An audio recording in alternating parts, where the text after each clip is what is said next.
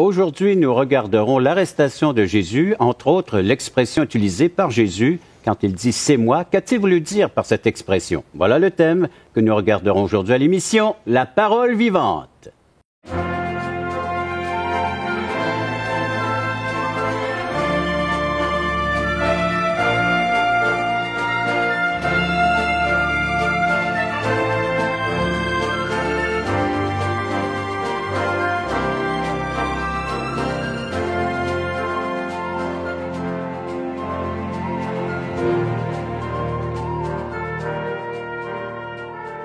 Mesdames, Messieurs, bonjour, bienvenue à l'émission La Parole Vivante. Ici le pasteur Régent Joly qui vous accueille en compagnie de Jeff. Bonjour Jeff, Régent. Bienvenue à l'émission. Merci. Et notre cher Jean-Pierre. Bonjour Jean-Pierre. Bonjour Régent. Bienvenue toi aussi à l'émission La Parole Vivante. Merci. Aujourd'hui, on entame un nouveau chapitre de l'Évangile selon Jean, le 18e chapitre qui nous parle. On arrive à la fin là, de cette histoire, ou quasiment le début de la nouvelle histoire, parce que c'est la fin de cette vie terrestre où Jésus va passer par l'arrestation, la crucifixion, l'ensevelissement et la résurrection. Voilà, il ne faut pas oublier. Oui. Donc, Jean 18, qu'allons-nous apprendre dans ce contexte de cet évangile, entre autres dans le 18e chapitre? Jean-Pierre, tu peux nous parler un peu, nous situer géographiquement de ce qui va se passer? OK. On sait très bien, parce que dans les dernières émissions, on parlait de l'enseignement que Jésus faisait dans l'intimité avec ses disciples. C'est le repas de la Pâque qu'il a pris avec eux. Finalement, c'est l'intimité de Jésus avec les siens. Dans quelques heures, il va être arrêté.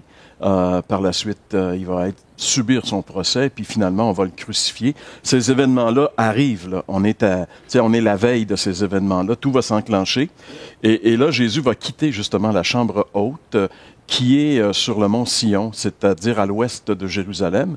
Il va contourner la ville de David, parce qu'à l'époque, aujourd'hui, on peut passer direct. Les gens ont vu notre série, peut-être sur Israël. On était à un moment donné sur le mont des Oliviers, puis on voyait très, très bien la géographie, comme elle est aujourd'hui, de ces endroits. Bien sûr, il y a eu des changements avec le temps, dans ce sens qu'il n'y avait pas de route à cette période-là, parce que le temple était là, c'était l'entrée du temple, c'était sacré, donc on ne mettait pas de route. On faisait donc le tour, Jésus passait par la piscine de Siloé, puis on montait. Alors, il va refaire ce trajet-là. Il va descendre ce qu'on appelle la vallée du Cédron. Puis par la suite, c'est le mont des Oliviers qui est là. Et juste au bas du mont des Oliviers, il y a un jardin où Jésus aimait aller souvent. C'est Jean lui-même qui nous le dit dans le texte qu'on va lire ensemble tantôt. Et Jésus aimait se retrouver là. Peut-être parce que c'était un endroit paisible, calme. On sait qu'il n'y avait pas à l'époque d'électricité, donc ça devait être assez... tu sais, je veux dire, quand il y avait des soirs de pleine lune, c'est la Pâque, donc je pense que la Pâque marche avec la lune. Alors ça devait être une ambiance assez spéciale cette nuit-là. Et Jésus, c'est là qu'il se retrouve, et c'est là qu'on va voir les événements du chapitre 18. Je vais faire la lecture. Alors, Jeff, si vous me le permettez, les 11 premiers versets, puis donc on met la table, autrement dit. Verset 1er de Jean 18, lorsqu'il eut dit ces choses, Jésus allait avec ses disciples de l'autre côté du torrent du Cédron, où se trouvait un jardin dans lequel il entra, lui et ses disciples. Judas, qui le livrait, connaissait ce lieu parce que Jésus et ses disciples s'y étaient souvent réunis. Judas, donc, ayant pris la cohorte et des huissiers qui envoyèrent les principaux sacrificateurs et les pharisiens, vint là avec des lanternes, des flambeaux et des armes. Jésus, sachant tout ce qui devait lui arriver, s'avança et leur dit, « Qui cherchez-vous » Ils lui répondirent, « Jésus de Nazareth. » Jésus leur dit, « C'est moi. » Et Judas qui le livrait est avec eux. Lorsque Jésus leur eut dit, « C'est moi », ils reculèrent et tombèrent par terre. Il leur demanda de nouveau, « Qui cherchez-vous » Ils dirent, « Jésus de Nazareth. » Jésus répondit, « Je vous ai dit que c'est moi. Si donc c'est moi que vous cherchez, laissez aller ceux-ci. » Il dit cela afin que s'accomplissent les paroles qu'il avait dites, « Je n'ai perdu aucun de ceux que tu m'as donnés. » Simon-Pierre, qui avait une épée, la tira, frappa le serviteur du souverain sacrificateur et lui coupa l'oreille droite. Ce serviteur s'appelait Malchus. Jésus dit à Pierre, « Remets ton épée dans le fourreau. Ne boirai-je pas la coupe que le Père m'a donnée à boire? » On revoit cette expression qui revient assez souvent dans ces 11 premiers versets où Jésus déclare « C'est moi ». Et puis dans le contexte ici, c'est plus que de donner l'information en disant « Je suis cette personne » ou parce qu'il ne faut pas oublier, et Matthieu va surtout souligner ce point-là, que quand Jésus parle différemment de tous les prophètes qui l'ont précédé, et même de Moïse, ils vont toujours donner la source d'information. l'Éternel a dit ou Dieu a dit. Jésus, finalement, il va dire, mais moi, je vous dis. Alors là, pour les Juifs, c'était très choquant. D'autres mots, attends, est-ce que tu as l'autorité d'être le législateur, l'interprète officiel? Et puis le Seigneur leur montre que oui, parce que toutes les fois qu'il leur donne un enseignement, c'est précédé souvent d'un miracle. Tu sais. Pardon. Donc, le c'est moi ici, je pense que ça va être quelque chose à développer et à bien comprendre. C'est ce qu'on va voir. Mais juste avant, encore une fois, vous rappeler que ce Jésus est en train de vivre des moments très angoissants parce que Jésus est abandonné des siens, c'est ce qu'on va voir, et a essayé de les retenir au moins 1 heure pour prier. Il avait besoin de soutien, d'aide, parce qu'il visionnait la mort qui était devant lui, le plan de Dieu pour sauver l'humanité à accomplir. Et donc l'abandon, il va avoir la trahison, il va avoir aussi le reniement de Pierre. Tout cela, il est conscient, il vit. Donc, une âme qui est vraiment troublée, angoissée, et pourtant, il va faire face à ce plan divin d'une façon remarquable. On va aller voir d'où est-ce qu'il puise, justement, tout ce dont il a besoin pour réaliser le plan merveilleux de son Père, qui est le salut des âmes, notre salut. Vous aimeriez peut-être nous écrire, correspondre avec nous. Vous pouvez le faire maintenant. Ce sont des services tout à fait gratuits. Un numéro de téléphone à composer, le 1-877-537-7647, ou visitez nos sites espoir.ca, touchrétien.com, un petit email, un petit courriel, ça nous ferait plaisir de correspondre avec vous. Après la pause, on revient avec l'expression que Jésus a utilisée en disant « c'est moi ». Et Jean ne veut pas qu'on oublie que là, on a Dieu qui s'est fait homme, qui est présent au milieu de nous. Il est le but de toute l'alliance d'Israël. Il est le but de tout. Là. Il est le but de la création.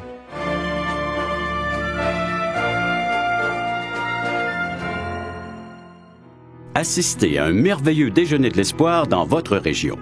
Un invité vous racontera comment Dieu a transformé sa vie et comment son cœur, souffrant, a trouvé une joie indicible en développant une relation personnelle et intime avec Dieu et son Fils Jésus-Christ.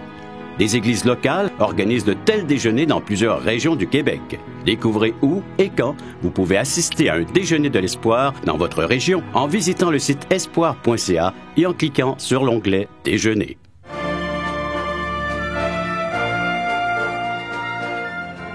Un Jésus angoissé, un Jésus qui souffre dans ce jardin de Gethsémani. Il voit arriver donc Judas, il voit arriver les soldats, les armes, et puis tout ça, et il va répondre tout simplement en disant « c'est moi ». Oui, et puis comme on avait mentionné, quand Jésus dit « c'est moi », c'est pas simplement pour s'identifier comme « oui, je suis présent », tu sais, quand à ta petite école, nomme ton nom sur ta main. Tu sais. Ici, d'abord, Jean nous dit que quand il a dit « c'est moi », le groupe qui est arrivé, qui sont armés, qui s'en viennent quasiment chercher un bandit, puis un groupe complet, là, ils ont reculé puis ils ont tombé. Donc, c'est quand même intéressant. Il s'est passé un phénomène. Il y a une certaine puissance dans ce Jésus qui dit « c'est moi » qui est en train de se manifester. Là. Tu sais, je veux dire, il y a des gars armés qui tombent tout à terre. Mais il faut revenir que Jean nous a montré souvent qui était ce « c'est moi ». Il nous rappelle que c'est celui qui est dès le commencement. Donc, dès ce fameux commencement, précédant même le commencement, il était déjà présent. Oui, donc, dès le premier chapitre, c'est le Verbe incarné, c'est le Verbe qui s'est fait chair. Oui. Et Jean ne veut pas qu'on oublie que là, on a Dieu qui s'est fait homme, qui est présent au milieu de nous. Il est le but de toute l'alliance d'Israël. Il est le but de tout. Là. Il est le but de la création. La création est faite par lui, mais elle est faite aussi pour lui. Et là, il est en train de faire une œuvre inimaginable en ce moment. L'humanité, en d'autres mots, va être séparée en deux par rapport à cette œuvre-ci. Ceux qui auront cru seront sauvés, mais ceux qui n'auront pas cru seront perdus éternellement. Et il y a vraiment quelque chose d'intense qui se passe. Mais juste pour... Jean nous a rappelé au chapitre 8, et quand ils sont venus voir Jésus, on peut juste tourner là rapidement. Jean chapitre 8, les gens s'informent encore. T'es qui? Parce qu'il veut toujours savoir c'est qui, tu sais. Il va pas juste donner son adresse. Oui, je suis un gars qui demeure à Nazareth. Alors, Jean chapitre 8. Verset 24. Il dit, parce qu'il leur dit, bon, vous êtes d'en bas, moi je suis d'en haut. Vous êtes de ce monde, moi je ne suis pas de ce monde. Fait que là, il se situe en disant, les gars, on n'est pas... J'arrive d'ailleurs. C'est pas un extraterrestre, là, mais il est extra de cette terre, là. Il est extra de tout. Il dit, c'est pourquoi je vous ai dit que vous mourrez dans vos péchés. Car si vous ne croyez pas ce que je suis, vous mourrez dans vos péchés. Bon, mais qui es-tu? Ils vont lui demander, bon, OK, t'es qui, finalement, pour que ça soit si grave que ça? Qui es-tu, leur dit-il? Jésus leur répondit, ce que je vous dis dès le commencement. Mais ça, c'est une phrase d'Ésaïe. Là, il parle à des Juifs qui sont habitués avec leur Ancien Testament, eux autres. Attends, puis dans Ésaïe 41, où cette phrase est dite, je vais juste tourner là rapidement encore, eh bien là, le Seigneur reprend cette fameuse phrase, verset 4, si je ne me trompe pas. Donc, Ésaïe 41, 4. Oui. Regardez ici ce que le Seigneur dit. Qui a fait et exécuté ces choses? C'est celui qui a appelé les générations dès le commencement. Moi, l'Éternel, le premier, et le même jusqu'au dernier jour. Jean, qui va écrire l'Apocalypse après, va rappeler que Jésus dit, c'est moi, le premier et le dernier. L'alpha, c'est ça, et l'oméga. Donc, écoutez, quand tu lis ça, tu dis, attends, on a affaire à Dieu en personne ici. C'est pas n'importe qui, là. Dieu en personne. Si on veut voir ce que Dieu a de l'air s'il serait humain, regardez Jésus. Donc, ce « je suis », c'est le même « je suis » que Moïse a reçu l'ordre d'aller libérer le peuple. La version que j'ai dans Jean 8, le verset 24, en effet, si vous ne croyez pas que moi, je suis, vous mourrez dans vos péchés. C'est encore plus clair. Si vous ne croyez pas que moi, je suis. Pour un Juif, l'expression « je suis », c'est sacré. C'est Dieu. C'est comme ça que Dieu s'est présenté à Moïse, comme on vient de le dire. Il va le dire, même Jean va rapporter, avant qu'Abraham fût, je suis. Oui, exactement. Puis il a manqué de se faire lapider encore cette fois. On lapide les gens pour blasphème. Tu te fais égal à Dieu. Donc, en passant, toute personne qui enseigne que Jésus n'est pas Dieu, c'est malheureux à dire, là, on va peut-être lancer encore une petite bombe. Oui. Mais ils ont absolument pas compris. Ouais. Et si je me fie au passage, si vous ne croyez pas que je suis, alors le type de croyance qu'ils ont à propos de Jésus ne les a pas sauvés. Ne peut pas les libérer du péché. Non, parce qu'il dit, si vous ne croyez pas que je suis, vous mourrez encore dans vos péchés. C'est la journée que tu réalises que celui qui dit je suis, c'est Dieu, fait homme, pas un Dieu créé, là, pas un ange.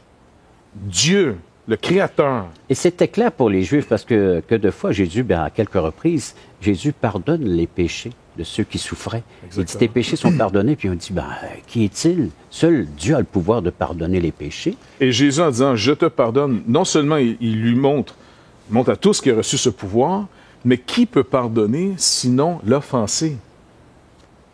En réalité... Parce que je peux pas dire, écoute, Régent, peux-tu donner une claque à Jean-Pierre si je te la remettrai après? Tu vois? Tu comprends? Ça se fait pas. Mais c'est la même chose ici. C'est toujours moi qui ai les claques.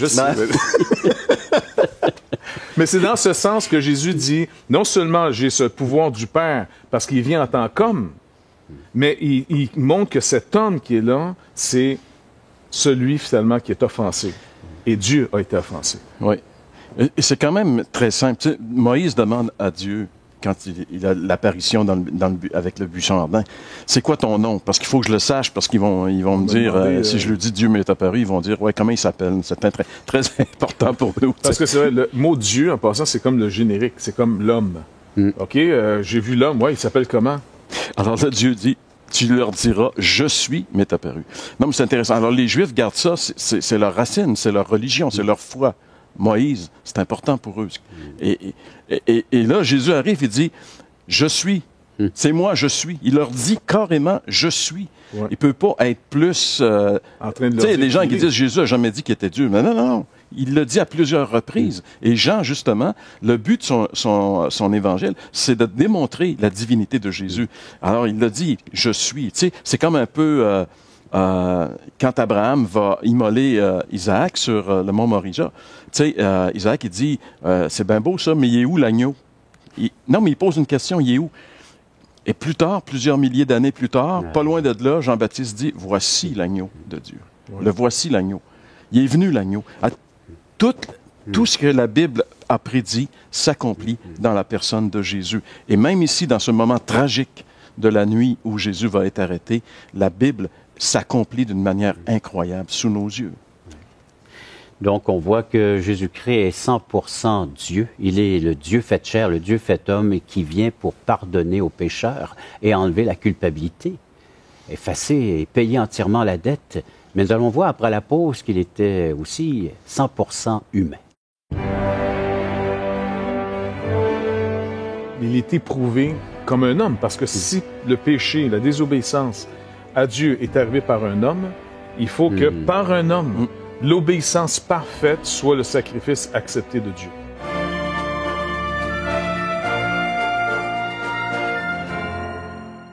Voulez-vous combler le vide dans votre âme?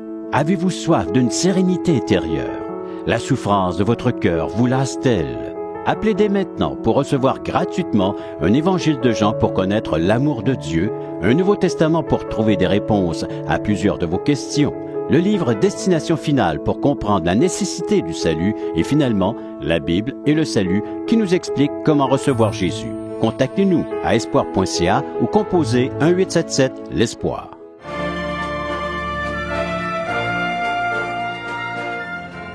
Nous avons vu l'expression « le je suis » qui est une expression forte et puissante au point que les soldats en ont tombé en renverse, tombé par terre lorsque Jésus s'est exprimé.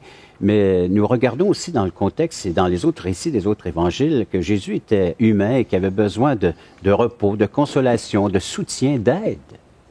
C'est intéressant quand même de constater jusqu'à quel point Dieu est présent au milieu des hommes, mais comment les hommes sont aveugles.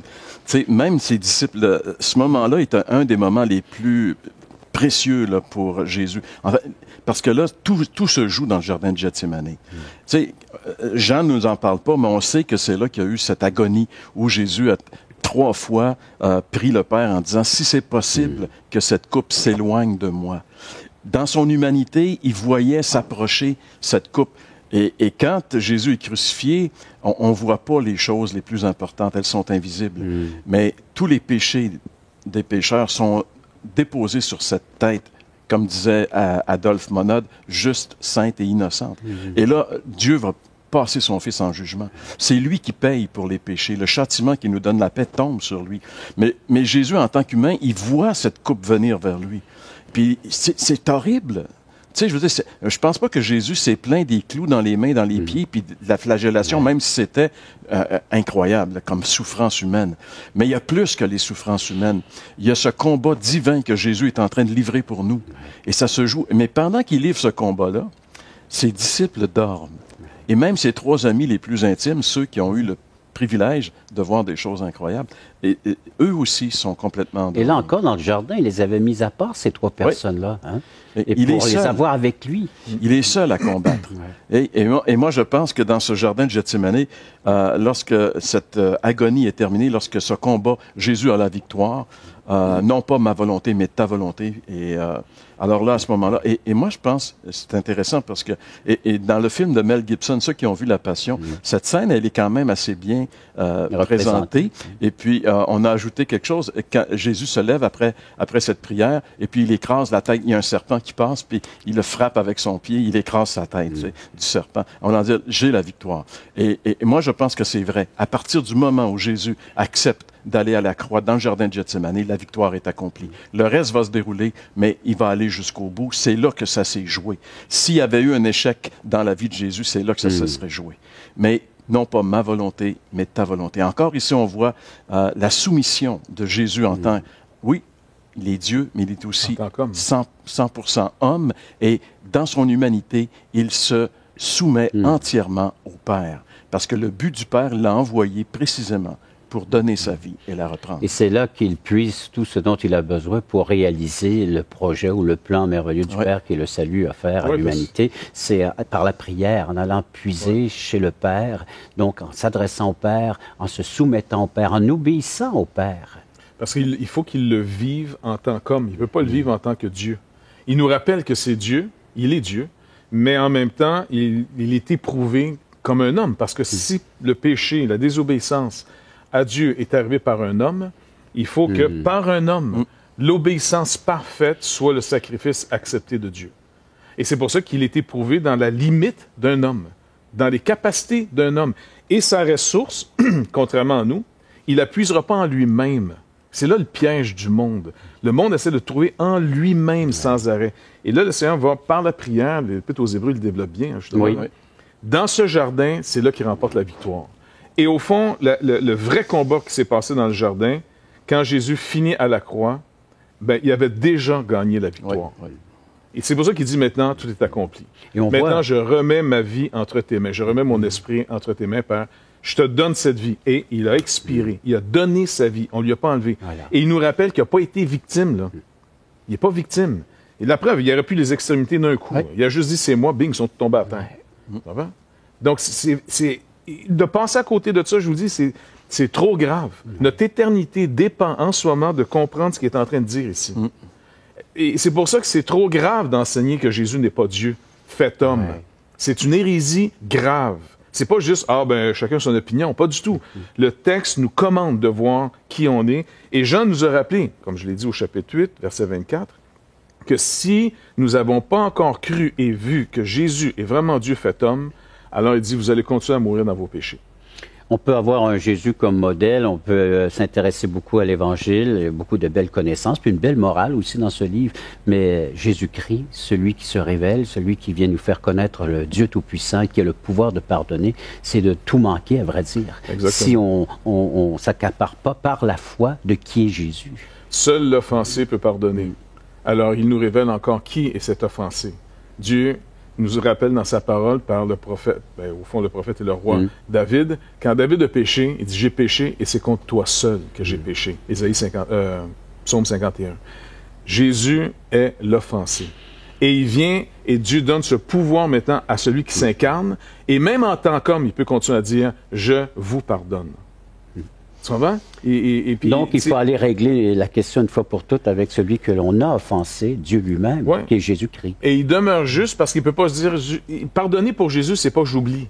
C'est pas du tout « j'oublie ». C'est payé. Il faut que j'aille payer. Là. Ce que je vous remets votre dette, mais la dette a été contractée, il faut que j'aille la payer. Votre dette. Et c'est la dette de tous ceux qui auront cru en lui. Ouais.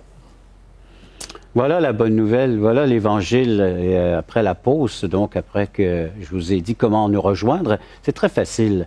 Vous pouvez composer le numéro de téléphone immédiatement, 877-537-7647, ou visiter nos sites espoir.ca, toutchrétien.com. Après la pause, on va regarder d'une façon pratique comment vous pouvez vous appliquer ce salut d'une façon très personnelle.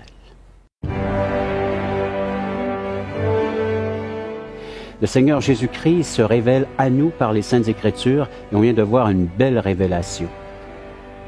La manifestation d'un Dieu qui prend la forme humaine, qui prend la misère humaine, qui vient la porter afin que nous puissions en être libérés.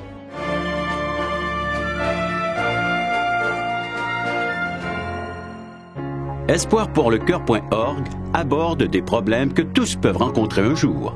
Solitude, culpabilité, manipulation, rébellion et adultère. Chaque problème est clairement défini avec ses symptômes et ses caractéristiques. Des pistes de solutions sont données. Le but du site espoirpourlecoeur.org est d'encourager les chrétiens à s'entraider. Pour participer à l'une de nos conférences, consultez notre site espoirpourlecoeur.org.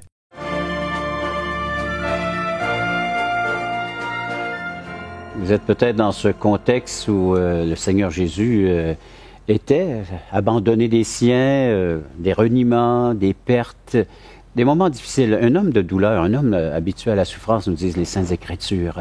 Vous pouvez vous identifier avec lui. Du moins, lui s'identifie à votre misère. Lui s'identifie à ce que vous êtes en train de vivre présentement parce qu'il est venu dans ce but-là. Avec sa toute-puissance, une puissance qui est cachée derrière une humanité tellement simple, cet homme, mais il parle avec une profondeur. Et la profondeur de l'Évangile, c'est qu'il est venu justement pour nous manifester l'amour du Père, manifester la miséricorde du Père, manifester la miséricorde de ce Dieu qui veut nous atteindre, nous rejoindre chacun d'entre nous dans nos réflexions, dans nos pensées, dans ce que nous sommes en train de vivre, dans notre situation présente. Le Seigneur Jésus-Christ se révèle à nous par les Saintes Écritures et on vient de voir une belle révélation. La manifestation d'un Dieu qui prend la forme humaine, qui prend la misère humaine, qui vient la porter afin que nous puissions en être libérés. C'est l'Évangile pur, simple. Ce que vous vivez présentement, vous êtes invités à aller vers Jésus-Christ et puis à lui partager vraiment ce que vous êtes en train de vivre. Peu importe la situation, dans la condition dans laquelle vous êtes, le Seigneur Jésus-Christ a dit « Je suis ». Il a dit dans l'Évangile, rapporté maintes et maintes fois, le pain de vie, c'est celui qui peut rassasier notre âme, nous nourrir spirituellement. Je suis la source d'eau vive, celui qui peut nous abreuver, en parlant justement de cette présence unique. Et si vous avez remarqué, à chaque fois qu'il vivait de ces moments difficiles, il faisait une chose, Jésus, elle en prière. Il priait. Il y avait cette unité entre lui et le Père. Il dépendait du Père. Il va même le dire à ses disciples, ma nourriture, c'est de faire la volonté de mon Père. Je dépends du Père pour la réalisation de ce projet en tant qu'humain. Et c'est avec nous, c'est exactement la même chose. Si nous voulons profiter de ce Dieu dans notre vie, c'est d'avoir cette unité qui existe déjà entre le Père et le Fils. Et cette unité, c'est la venue de l'Esprit Saint. Et le Seigneur a dit, je vous enverrai l'Esprit Saint. Comment faire pour recevoir l'Esprit Saint? Bien, c'est de reconnaître que nous sommes des êtres pécheurs, perdus, qu'on a offensé Dieu, on a bafoué sa loi, ses commandements, et puis il est prêt, lui, lorsque nous confessons nos péchés, à nous les pardonner, à nous purifier, nous sanctifier, car il a le pouvoir de le faire. Comme vous le disiez si bien, c'est celui qui a été offensé par nous. Nous sommes ceux qui avons offensé Dieu. Et si nous réalisons, si nous reconnaissons d'avoir bafoué les commandements et même la nature de Dieu, parce que c'est un Dieu saint, un Dieu juste, d'aller chez lui, de pouvoir nous procurer donc par la foi le pardon qu'il nous accorde et la restauration, le rétablissement et de vivre dans l'unité parfaite et d'avoir cette relation maintenant intime et profonde et personnelle dans ce moment de prière et d'aller puiser chez lui les ressources dont nous avons besoin en tant qu'être humain. Toutes les ressources.